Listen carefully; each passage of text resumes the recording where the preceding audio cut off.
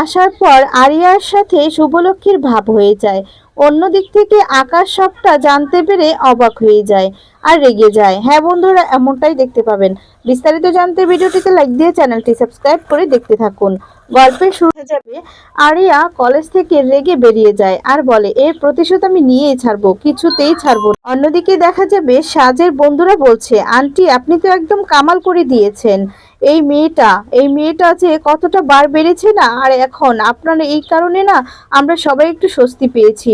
আমরা সবাই একটু আহ, মন খুলে চলতে পারবো। আর এদিকে ঋষি তখন বলছে, হ্যাঁ সবটাই তো হয়েছে আমার মামুনির জন্য। আর তখন বলে, হয়েছে হয়েছে, যাও এবার স্যারের রুমের সামনে থেকে যাও, তোমরা ক্লাসে যাও, ক্লাস করবে। আর তখন তুই একটা ভীতু। আর তখন ঋষি শুভলক্ষ্মীকে বলছে, তুমি একদম চিন্তা করো না মামুনি, ওকে আমি দেখভাল করে রাখবো, আমি তো আছি।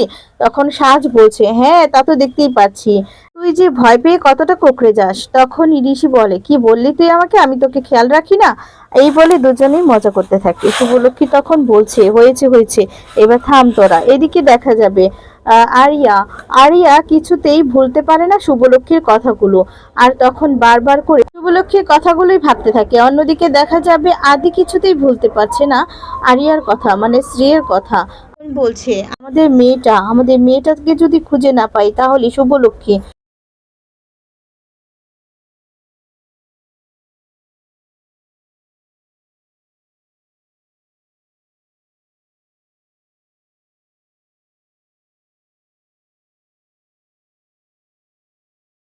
আর তখন দেখা যাবে সবাই কাঁদতে থাকে।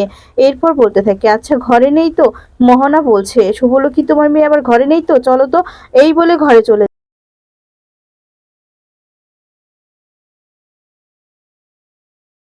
বলছো কি তুমি?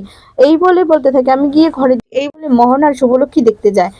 তখন ওরা দেখতে গেলে দেখা যাবে এদিকে জানতে পারে যে দীপিকার হাত থেকেই কেউ তুলে নিয়েছে। জানতে পেরে দেখা যাবে এদিকে এসে দীপিকা আন্টিকে দোষারোপ শুরু করে দেয় আর বলতে থাকে যে, কি সামান্য একটা বাচ্চাকে সামনে রাখতে পারো না, এই নাকি অনেক দায়িত্ব কর্তব্য পালন করে, সবার দায়িত্ব পালন করে। কি তুমি বলেছিলে না পুলক, এখন সামান্য একটা বাচ্চা মেয়েকে দেখে দেখে রাখতে পারলো না, এই বলে কথা শোনায়।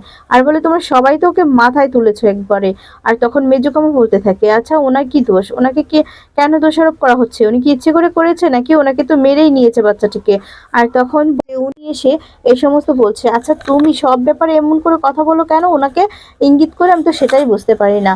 আর তখন এদিকে সেবন্তী আবার কথা শোনাতে থাকে দীপিকা আন্টিকে। আর তখন দীপিকা আন্টি বলতে থাকে যে, হ্যাঁ আমার জন্যই বাচ্চাটা আমার হাত থেকেই কেউ নিয়ে গিয়েছে, আমার জন্যই এই কাণ্ডটা হয়েছে। আমি কেন যে খেয়াল রাখতে পারলাম না, আমার আরো খেয়াল রাখা উচিত ছিল। আর এই কাঁদতে থাকে। আর তখন পুলক কিছুই বলতে পারে না। পুলক তখন বলে যে, তোমরা শান্ত হও, শান্ত হও তোমরা। তখন সেবন্তী বলছে, যদি যদি শ্রী মানে শুভলক্ষ্মীর মেয়েকে খুঁজে না পাওয়া যায়, এই জন্য এই জন্য কিন্তু তোমরা দুজনই দায়ী থাকবে, বুঝতে পেরেছো? তোমাদের দুজনের জন্যই আজ এই সমস্ত হলো। এই সমস্ত বলে দোষারোপ শুরু করে দেয়। তখনই সেখানে শুভলক্ষ্মী আর মোহনা চলে আসে। শুভলক্ষ্মী এসে তখন কাঁদতে থাকে আর বলতে থাকে, আমার মেয়েটাকে খুঁজে পেলাম না, আমার মেয়েটা নেই, এই বলে কাঁদছে। আর তখনই দেখা যাবে সেবন্তী অনেক রাগারাগি করতে থাকে দীপিকার সাথে। আর তখনই সেখানে চলে আসে আদি।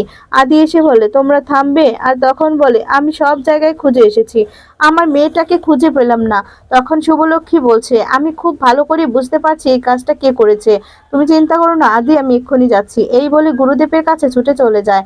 আর তখনই গুরুদেবের লোকজনকে সরিয়ে গুরুদেবের কাছে চলে যায় শুভলক্ষ্মী। গিয়ে তখন বলে, বল আমার মেয়ে কোথায়, বল, নয়তো তোদেরকে শেষ করে দিব। আমি জানি তোরাই এই কাজটা, তোর রাগ ছিল তো আমার উপর, রাগ ছিল, তুই কেন আমার মেয়েটাকে এভাবে সরিয়ে দিয়েছিস আমার কাছ থেকে, আমি তোকে কিছুতেই ছাড়বো না, কিছুতেই না। এই বলে খুব রাগারাগি শুরু করে দেয়। একটা লাঠি হাতে নিয়ে দেখা যাবে গুরুদেবের গলায় চেপে ধরে আর গুরুদেবকে জিজ্ঞেস করতে থাকে যে, বল এবার। আর তখনই সেখানে মোহনা সমিত সবাই চলে আসে, আদিও চলে আসে। এসে তখন গুরুদেবের লোকজনদেরকে মারপিট শুরু করে দেয়, তাদেরকে ইচ্ছে মতো ধুলাই দিয়ে দেয়। এরপর এদিকে শুভলক্ষ্মী বলছে, এবার বল তো বল, আমার মেয়েকে কোথায় রেখেছিস? আমি একজন মা, আমার মেয়ের, আমার সন্তানের যদি কোনো ক্ষতি হয় না, আমি কিন্তু তোকে ছেড়ে দেব না, আমি পুলিশ খবর দিয়েছি, এক্ষুনি আসছে। এদিকে মোহনা চলে আসে। মোহনা তখন ভিডিও রেকর্ড করতে থাকে সবটা, যাতে করে পুলিশের কাছে সবটা রেকর্ড দিতে পারে। সেই মধ্যে দুটো গুন্ডা চলে আসে, আর গুন্ডাগুলো এসে বলতে থাকে, গুরুদেব পারলাম না রক্ষা করতে, পারলাম না, আপনি মেয়েটাকে তুলে নিয়ে এসেতে আসতে বলেছি, আমি মেয়েটাকে নিয়ে আসতেই চেয়েছিলাম, কিন্তু রাস্তা থেকে কে যেন এসে ছো মেরে আমাদের কাছ থেকে মেয়েটাকে নিয়ে চলে যায়, আমরা বুঝতেই পারলাম না। তখন সবটা শুনে তো অবাক হয়ে যায় শুভলক্ষ্মী, আর বলে, তার মানে তোদেরই এই কাজ, তোরাই এই কাজ করেছিস? তখন আদি বলতে থাকে যে, কি আপনি না কিছুই করেননি, এখন তার মানে আপনারাই এই কাজ করেছেন, আপনাদেরকে কিছুতেই ছাড়বো না। শুভলক্ষ্মী তো কাঁদতে থাকে আর বলে, তার মানে ওদের হাত থেকেও আমার মেয়েটা ছিনতাই হয়ে গেল, আমার মেয়েটাকে কেউ নিয়ে চলে গেল, আমি এবার কি করব, আমি কি নিয়ে বাঁচবো, আমি আমার মেয়েকে ছাড়া বাঁচবো না, এই বলে কাঁদতে থাকে। আর তারপর সেখান থেকে বাহিরে বেরিয়ে আসে আর বলে, আমার মেয়েটাকে, আদি আমার মেয়েটাকে যেখান থেকে হোক খুঁজে বের করে দাও, এই বলে কাঁদতে থাকে। আর বলে, আমার মেয়ে ছাড়া যে আমি একদম নিঃস্ব, আমার মেয়েকে ছাড়া আমি কিছুই বুঝতে পারি না, এই বলে কাঁদতে থাকে। সেই কথাগুলোই ভেবে খুব কষ্ট পায় এদিকে আদি। এরপর দেখা যাবে রিদ্ধি বলতে থাকে, আচ্ছা দাবাই ওটা বাদ দে, অস্ট্রেলিয়ার ব্যাপারে যে এই কাজটা করে আসলি, এটা যদি কনফার্ম হয়ে যায় না একদম ফাইনালি, তাহলে খুব ভালো হবে আমাদের জন্য, বল। আর এদিকে দেখা যাবে আকাশ মোহনার কথাগুলোই ভাবে, এই বলে একটা ডায়েরি থেকে মোহনার একটা ছবি বের করে নেয়, ছবিটা দেখতে থাকে আর বলে, কেমন আছিস বোন, তুই নিশ্চয়ই ভালো আছিস, আর কি করে তোকে এত অপমান যারা করেছে, আমাকে অপমান করেছে, আর তাদেরকে ভুলে গিয়ে তুই কিভাবে, যারা কিনা আমাকে যে পাঠিয়েছে, যাদের জন্য জেল খাটতে হয়েছে আমাকে, আর তাদের সাথে তুই এতটা বছর সংসার করছিস, কি করে করছিস বোন, আমি তো কিছুই বুঝতে পারছি না, কি করে তুই সবকিছু ভুলে যাস, আমি তো ভুলতে পারছি না, আমি ওই শুভলক্ষ্মীকে কিছুতেই ছাড়বো, এই বলে দেখা যায় সেই কথাগুলোই, পুরনো কথাগুলোই ভাবতে থাকে আকাশ। অন্যদিকে দেখা যাবে শুভলক্ষ্মীকে নিয়ে আসে কমলি বলে, তুমি তো আজকে আবার কামাল করে দিলে, আমি তো তোমার তোমার পাগল আবার হয়ে গেলাম। আর তখন বলে, তুমি তুমি যখন আমি বকাবকি করছিলাম, তখন যে তুমি দূরে সরে গিয়েছিলে, কি বুঝলে, আমি কি দেখিনি তখন তোমার এই সমস্ত কোথায় ছিল বলো তো, তখন তো তুমি ঘাপটে মেরেছিলে, আমি কি বুঝেছো যে আমি তোমার কিছুই দেখিনি, এই বলে মজা করতে থাকে। ঠিক তখনই দেখা যাবে বলতে থাকে এই যে, এবার ছেলে মেয়েগুলো একটু শুধরানোর দরকার, আসলে শিক্ষা দীক্ষাই হচ্ছে সবকিছু, মেয়েটা আসলে ছোটবেলা থেকে হয়তো বা মায়ের আদর পায়নি, এই জন্যই এমনটা হয়েছে। তখন বলে, তোমার যে এত দরদ। আর তারপর দেখা যাবে বলতে থাকে, আমাদেরকে যেতে হবে, চল এক্ষুনি আমরা বাড়ি ফিরে যাই। তাড়াহুড়ো করে দেখা যাবে গাড়ির সামনে চলে আসে, আর তখন গাড়ির সামনে এসে দেখতে পায় গাড়ির উপরে লেখা লুজার আন্টি। এটা দেখে তো অবাক হয়ে যায়, বলে, এটা কে করেছে?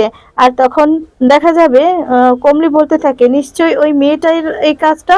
আর তখনই পাশ থেকে কিছু ছেলে মেয়ে দাঁড়িয়ে থাকে, আর তখন শুভলক্ষ্মী বুঝতে পারে, শুভলক্ষ্মী বলছে, এই কাজগুলো ওই মেয়েটার, আচ্ছা ড্রাইভার কোথায়? তখন ড্রাইভারের সাথে কথা বলে, ড্রাইভার বলে যে, গাড়িটা আমি সমস্ত কিছু ঠিক করছি, গাড়িটাতেও একটু সমস্যা আছে।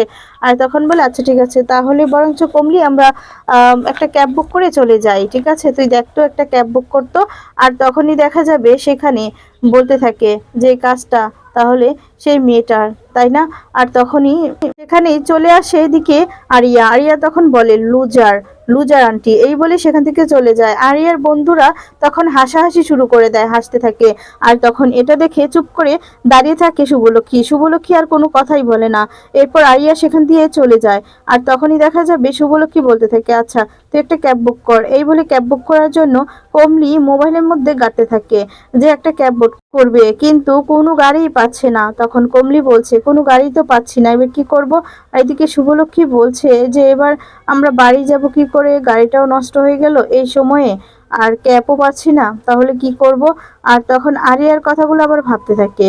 আর এদিকে দেখা যাবে আরিয়া রাস্তা দিয়ে যেতে থাকে, আর বারবার করে দেখা যাবে শুভলক্ষ্মীর কথাগুলোই ভাবতে থাকে, শুভলক্ষ্মী কিভাবে শাসন করেছিল, কিভাবে কান মুলিয়ে দিয়েছিল, কিভাবে দেখা যায় প্রিন্সিপাল স্যারের কাছে নিয়ে যায়, আর কিভাবে চর মেরেছিল, সমস্ত কথা ভাবতে থাকে আর যেতে থাকে। সেই কথাগুলো আসলে একটু একটু করে মায়ের অনুভূতিটা যেন আরিয়া পাচ্ছে, তার জন্যই মনে করছে। আর এদিকে তখনই দেখা যাবে একটা মেয়ে অ্যাক্সিডেন্ট হয়, বাইক অ্যাক্সিডেন্ট, একটা গাড়ির সাথে ধাক্কা লেগে, আর সেই মেয়েটা চিৎকার করে মা বলে চিৎকার করে ওঠে। তখন এদিকে শুভলক্ষ্মী বলে, মা বলে কেউ ডাকলো না? আর তখন এদিকে দেখা যাবে আদি যেতে থাকে রাস্তা দিয়ে, আদির যেন কেমন একটা অনুভূতি লাগছে। তখন একটা লোক দেখতে পায় যে অনেকগুলো লোক রাস্তায় দাঁড়িয়ে আছে। তখন একটা লোককে দাঁড় করিয়ে জিজ্ঞেস করতে থাকে যে দাদা এখানে কি হয়েছে? তখন বলছে আসলে এখানে একটা বাইক অ্যাক্সিডেন্ট হয়েছে একটা গাড়ির সাথে। আর তখন বলে কি বলছেন কি? এরপর শুভ মানে এদিকে আদির কেমন যেন লাগছে, আদি বলে একটু নেমে দেখি। রিদ্ধি তখন বলে কি বলছিস কি দাবাই, দেরি হয়ে যাবে তো। এবার দেখা যায় আদি নেমে সেই জায়গাতে যেতে থাকে, তখনই রিদ্ধি চলে আসে। আর রিদ্ধি এসে তখন বলতে থাকে যে দাদা ভাই আমাদের তো মিটিং এ দেরি হয়ে যাবে, লেট হয়ে যাবে। আচ্ছা ছাড় তো, তুই ছাড়, আমার সাথে চল। এই বলে রিদ্ধি আবার আদিকে নিয়ে গাড়িতে চলে যায়, আবার গাড়ি করে ওরা চলে যায় সেখান থেকে। অন্যদিকে শুভলক্ষ্মী বলছে আমাকে মনে হচ্ছে কেউ মা বলে ডেকেছে। আর তখনই শুভলক্ষ্মী এই বলে অবাক দৃষ্টিতে উপরের দিকে তাকিয়ে থাকে। তখনই কমলি বলছে এই শুভদি কি ভাবছো তুমি? আর আমি এখানে না কোনো ক্যাব বুকে তো দেখতে পাচ্ছি না। একজন পেয়েছি, সে বললো যে সামনে নাকি একটা বাইক অ্যাক্সিডেন্ট হয়েছে, একটা মেয়ে বাইক অ্যাক্সিডেন্ট হয়েছে একটা গাড়ির সাথে। তখন এই কথা শুনে তো শুভলক্ষ্মী চিন্তায় পড়ে যায়, অবাক হয়ে যায়। আর বলে কি বলছিস কি? আচ্ছা ওই মেয়েটা নয় তো? ওই আরিয়া নামের মেয়েটাই তো এখান দিয়ে গেল। ওই মেয়েটা আবার অ্যাক্সিডেন্ট হয়নি তো? আমাদেরকে হসপিটালে যেতে হবে। এই বলে কমলিকে নিয়ে হসপিটালে ছুটে চলে যায় শুভলক্ষ্মী। তখনই সেখানে জানতে পারে যে একটা মেয়ে অ্যাক্সিডেন্ট হয়েছে। আর তখন দেখতে পায় আরিয়াকে। আরিয়াকে বলে যে তোমার কিছু হয়নি? এরপর বলে যে না। তখন বলে একটা লোককে নিয়ে এসেছি, মানে মেয়েকে নিয়ে এসেছি। তখন তার ব্লাড গ্রুপ মানে ব্লাড লাগবে, ব্লাড গ্রুপটা তখন মোহনা বলে তুমি এখানে? এরপর বলে হ্যাঁ। তখন বলে আমার ব্লাড গ্রুপের সাথেই তো ম্যাচ করে যায়, আমি ব্লাড দিব। মোহনা বলে যে একদমই না, এ কাজ তুমি করতে যাবে না। আর তখনই এদিকে দেখা যাবে আরিয়া বলতে থাকে যে ওই ব্লাড গ্রুপ কারোর সাথেই ম্যাচ খাবে না, কারণ আমার এটা ব্লাড গ্রুপ তো, এই আপনার ব্লাড গ্রুপ আমার ব্লাড গ্রুপ একই, তাই কারোর সাথে ম্যাচ খাবে না, এটা পাওয়াও যায় না সহজে। তখন এই কথাটা জানতে পেরে শুভলক্ষ্মী অবাক হয়ে যায় যে শুভলক্ষ্মীর সাথে মিলে যাচ্ছে তার জন্যই। আর তখন দেখা যাবে শুভলক্ষ্মী আর আরিয়ার মধ্যে একটু একটু করে ভাব হয়ে যায়। আর তখন শুভলক্ষ্মী জড়িয়ে ধরে আরিয়াকে। তো বন্ধুরা আজকের ভিডিওটি তোমাদের কেমন লেগেছে কমেন্টস করে জানিয়ে দাও। পরবর্তী আপডেট পেতে চ্যানেলটি সাবস্ক্রাইব করে পাশে থাকা বেল আইকনটি অন করে দাও। ধন্যবাদ।